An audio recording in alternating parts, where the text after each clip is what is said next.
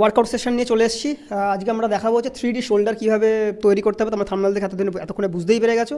তা আমার সাথে রয়েছে দাদা, তোমাকে আবার ওয়েলকাম করি আমার চ্যানেলে, আর তোমাকেও ওয়েলকাম করি আমার চ্যানেলে। আর তোমার নামটা কি? অভিষেক গুপ্তা। অভিষেক গুপ্তা আজকে দেখাবে, দেখতেই পাচ্ছ 3D শোল্ডার কীরকম তৈরি করতে হয় সেটা আজকে দেখিয়ে দেবে। দাদারও 3D শোল্ডার দেখো। তা দাদার জিমে যারা মোটামুটি ওয়ার্কআউট করে তাদের শোল্ডার ব্যাকস খুব দারুণ। তা আজকে আমরা কিছু ওয়ার্কআউটের মাধ্যমে দেখবো যে এরকম শোল্ডার তৈরি করতে গেলে হচ্ছে লেগ, ব্যাক আর শোল্ডার। তা চলো আজকে আমরা দেখবো কীভাবে এরকম শোল্ডার তৈরি করা যায়। এক্সারসাইজগুলো দেখে নেবো প্রপার ওয়ে কীভাবে তোমরা করবে এবং কোন ভুলগুলো করবে না। চলো।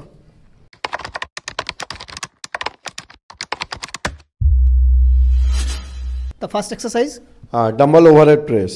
এটা হচ্ছে তোমার ডেলটাকে বড় করার জন্য তিনটেই হেড কাজ করে, ঠিক আছে?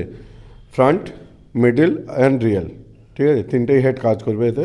আর এতে পারফেকশনটা কী হচ্ছে, তোমার শোল্ডারের ডেন্সিটিটা বাড়বে, ফ্রন্ট ডেল্টাতে যে সাইজটা মাসেল মাস দুটোই গেন হবে। দেখো যেমন মারছে এখন একটু ওয়াইড আছে, আর একটু ক্লোজ করলে মাসেল ডেন্সিটিটা আরও ভালো। এটা যত ক্লোজার যাবে টুয়ার্ডস ইয়ারের দিকে তত ভালো প্রেসার পড়বে। আর এটাকে যত একটু ব্যাকে রাখবে ততটা হচ্ছে তোমার মিডিল আর রিয়েল ডেলটা। কেন ফ্রন্ট ডেল যে কোনো যখনই আমরা মানে বার প্রেস করি বা ডাম্বেল প্রেস করি, ফ্রন্ট ডেলটা এমনি ওয়ার্ক করে, কিন্তু তার একটা পারফেকশান আছে। যদি আমার ইয়ারের পাশ থেকে যদি ডাম্বেল যতটা যাবে তাহলে আমাদের তিনটেই হেড ভালো কাজ করবে, নাহলে শুধু ফ্রন্ট ডেলটাই কাজ করবে, মিডিল আর রিয়েলে অত প্রেসার থাকবে না, ঠিক আছে? সেই জন্যে ডাম্বেলটা দুটো কানের পাশে হওয়ার দরকার, বেশি ওয়াইড নয়। বেশি ওয়াইড করলেই প্রেসার কমে যায়। যত প্রেসার যত দরকার সেই পুরো কমপ্লিটলি প্রেসার পাবে না, এর কাজ সেটা। আর ডেন্সিটি বেশ ভালো চাওয়ার, মানে শোল্ডার একটা ভালো ডেন্সিটি হওয়ার জন্যে তোমার ইন্টেন্সিটিটা একটু ভালো হওয়ার দরকার। আর এর যে পারফেকশান টেকনিক সেটা ভালো হয়। টেকনিক যদি রং হয় তোমার ডেভেলপমেন্ট কম হবে। কেন যে কোনো ওয়ার্কআউট করলে মানে মাসেল ওয়ার্ক তো হবে, কিন্তু সেই যে ডেন্সিটি হওয়া দরকার, যে পারফেকশন হওয়া দরকার, শেপ হওয়া দরকার, সেটা আর হবে না। সেরকম মাসেলের উপরে যে 100% যে একটা ফোকাস, সেই ফোকাসটা থাকবে না, সেটা থাকবে না। এটা হওয়ার খুব দরকার। তাই এই যে এখন যে ওয়ার্কআউটটা করলো তার পারফেকশন যদি রাইট যত নয়, যত কানে পাশে ডাম্বেল থাকবে তত বেটার। নেক্সট এক্সারসাইজ কি আছে? নেক্সট এক্সারসাইজ যেটা হচ্ছে side lateral. Side lateral verification অনেক আছে, যেমন ডাম্বেলে আছে স্ট্যান্ডিং, তারপরে বসে আছে সিটেড সাইড ল্যাটারাল, তারপরে কেবেল আছে সাইড ল্যাটারাল, ঠিক আছে? কিন্তু এটা ডিপেন্ড করে আমাদের মাসেল কোয়ালিটির উপরে, আমরা কোন মাসেলটাকে কখন ট্রেন করব। ডাম্বেলে মারলে তোমার বেসিক ডাম্বেলে মারা উচিত।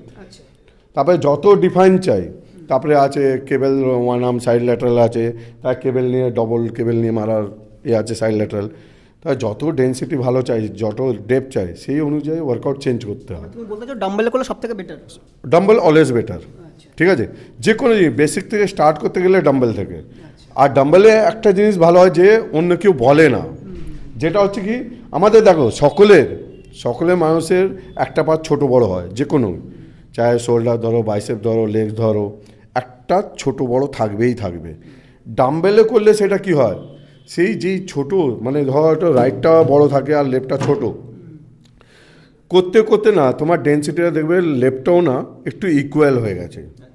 ডাম্বেলে এইটা হয়, যদি রডে তুমি করতে যাও সেটা হবে না। রডেতে কী হয়, যেমন সেম দুটোই কাজ সেম হচ্ছে, কিন্তু ডাম্বেলে কি যেটা তোমার স্ট্রেংথ কম বা ডেন্সিটিটা কম সেটাও ডেভেলপ হয়ে যাবে। সেই জন্য ডাম্বেল অলওয়েজ বেটার।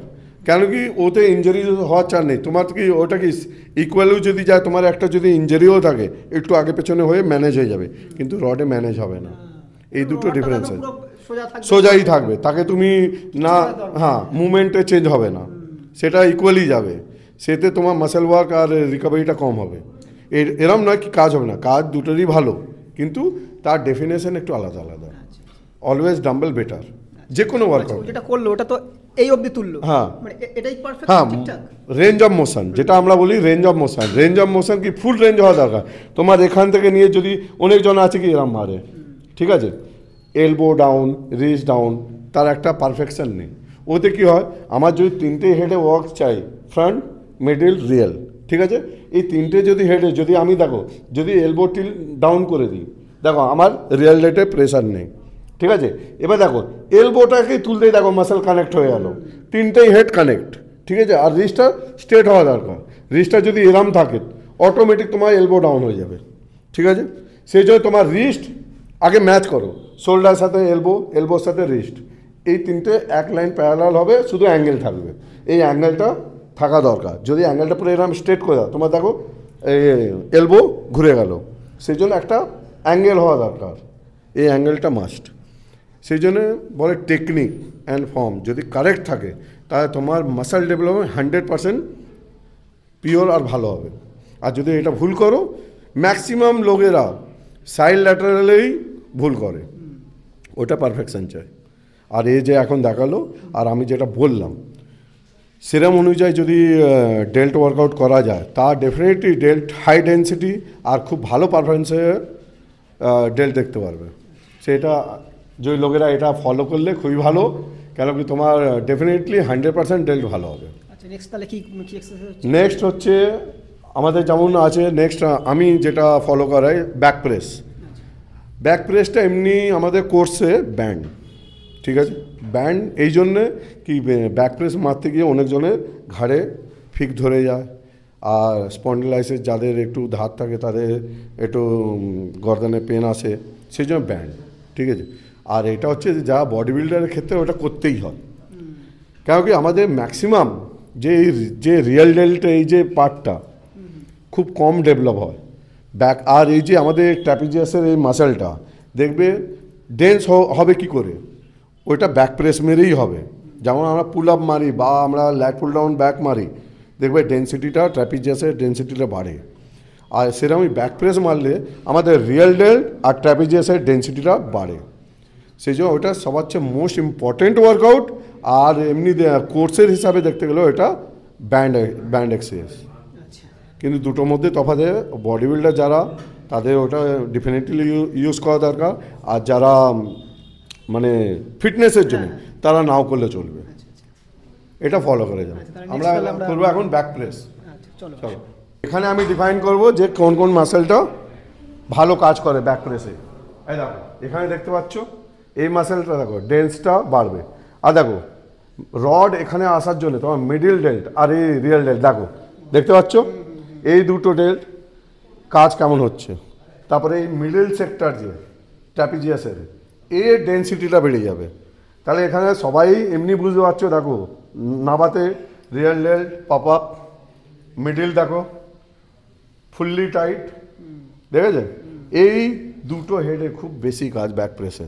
সেই জন্য back press very important for body builders, not for fitness, ঠিক আছে।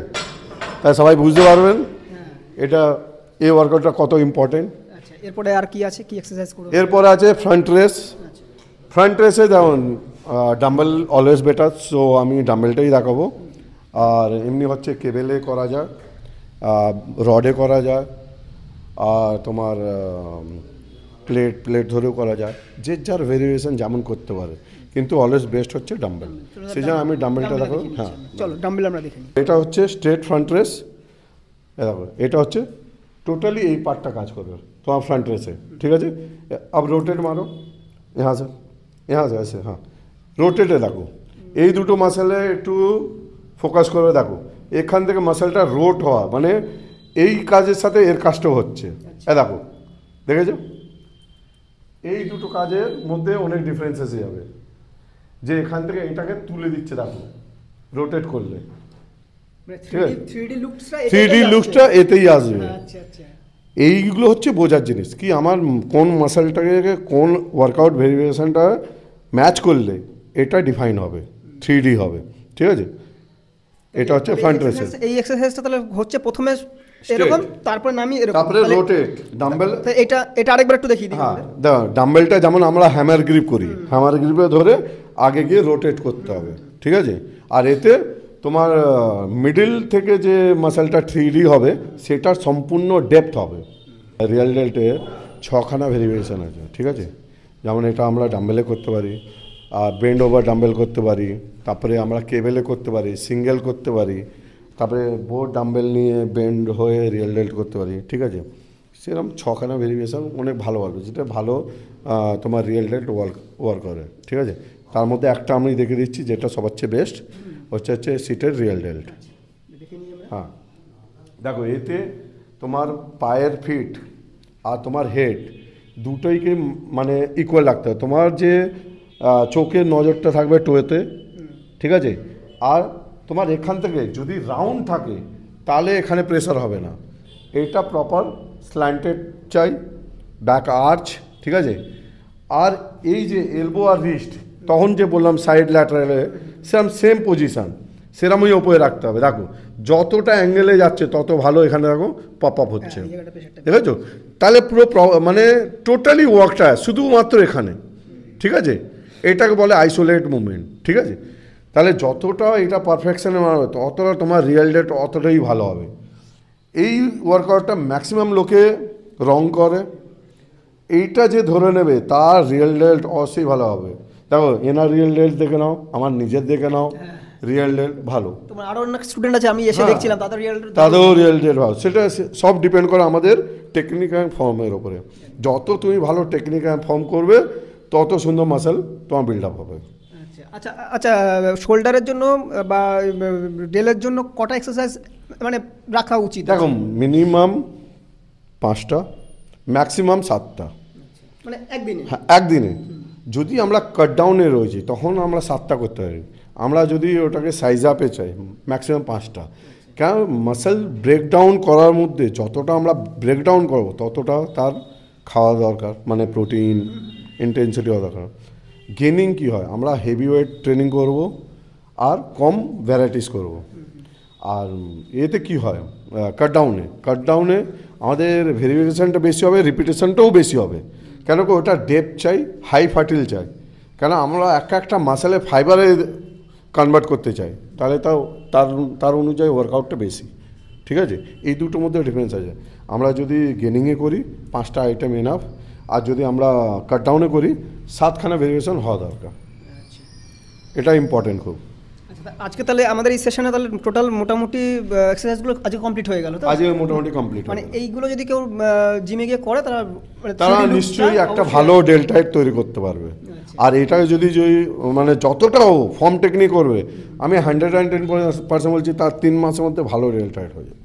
আচ্ছা, কালকে যদি কারোর ডেলের এক্সারসাইজ থাকে অবশ্যই এগুলো ফলো করবে, আর এগুলো কিন্তু দেখো আর শেয়ার করো ভালো করে, যাতে প্রচুর আরও পৌঁছায় সব জায়গায়, যাতে ভুল যে টেকনিক্সগুলো ছিল সেগুলো যেন তাড়াতাড়ি করে কারেক্ট করতে পারে ওরা।